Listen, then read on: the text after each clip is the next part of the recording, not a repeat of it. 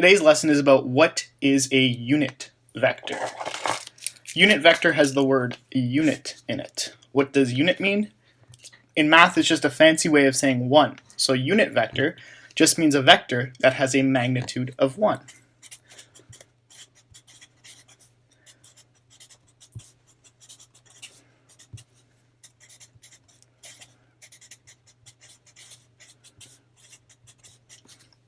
So, how do we draw unit vectors? Well, it's just a vector with a length of 1.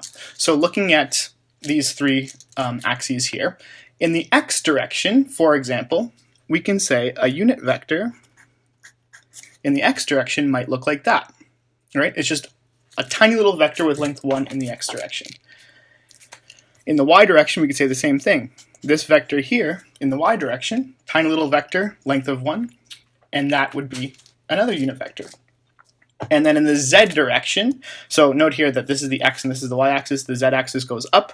So in this direction here, the orange arrow represents the unit vector in the z direction. Now, these are actually three special unit vectors, and we have special names for them actually. So the unit vector in the x direction we call I. And instead of doing a vector with the vector arrow on top, the way we do it is with a little hat on top. And that just signifies that it's a unit vector. So we could write vector I, since it's in the x direction and it has a unit 1, or a length of 1, we would just say the vector can be represented as that, 1, 0, 0. The unit vector in the j direction, we can call, in the y direction, we can call j. And again, we put the little hat on top to represent that it's a unit vector.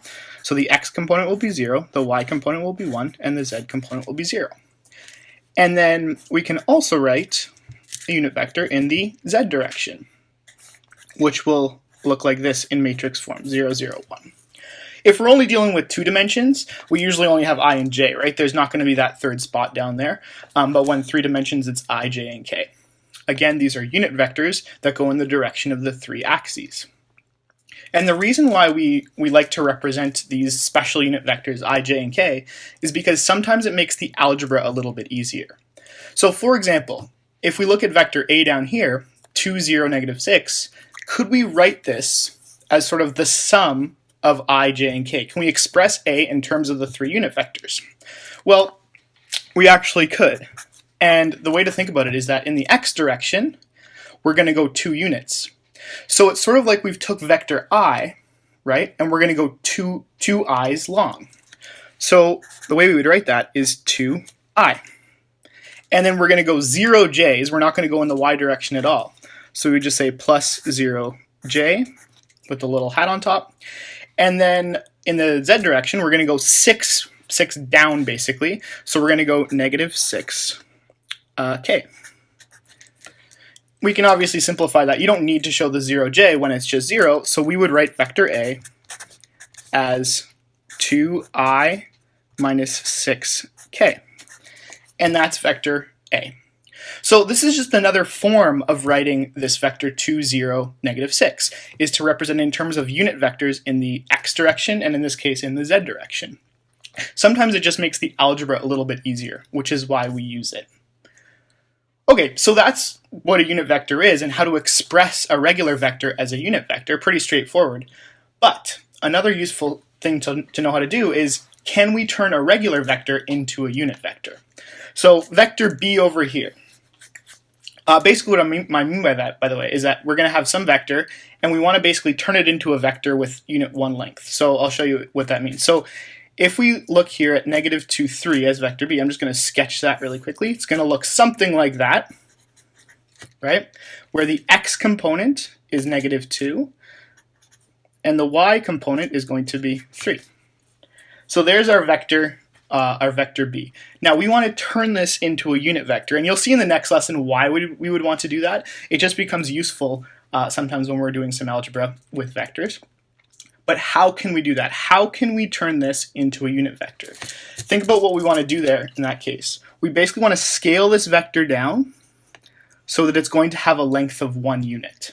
That's what I mean when I say turn this vector into a unit vector. It's the vector in the same direction that has a length of 1. So how can we turn B into this little red arrow here? Think about it.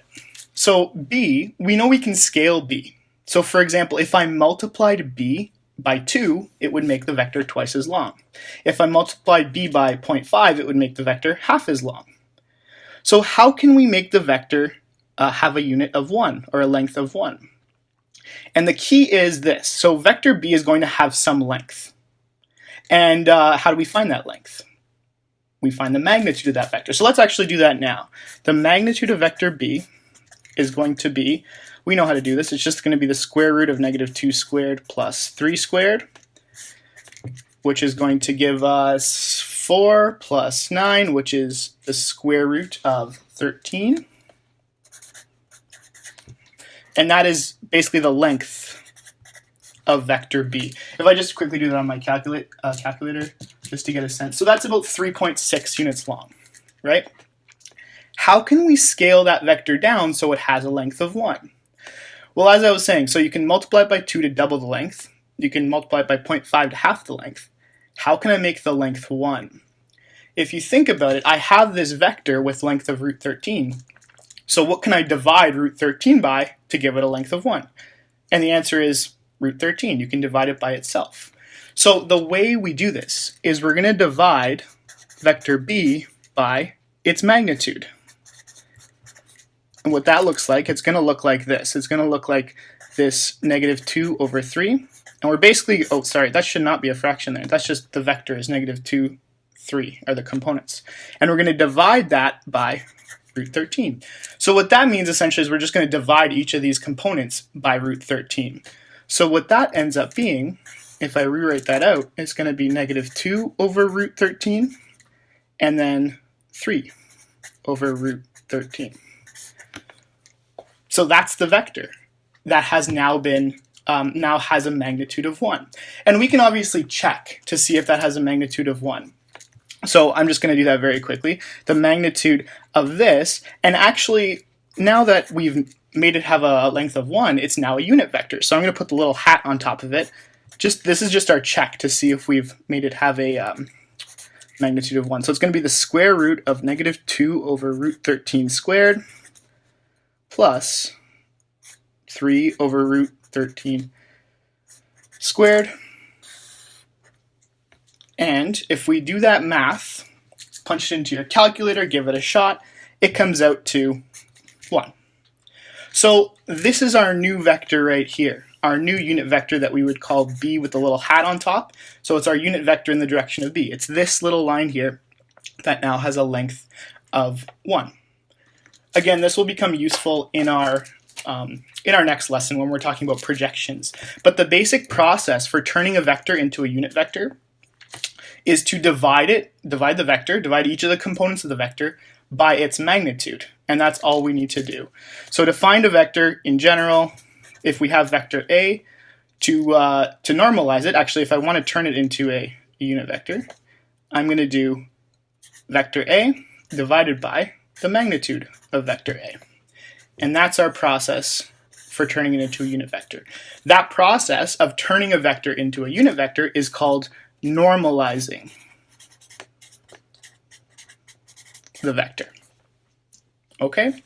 So when I ask you to normalize a vector, really what I want you to do is find the unit vector in the same direction as that vector. And we notify that with the little hat on top.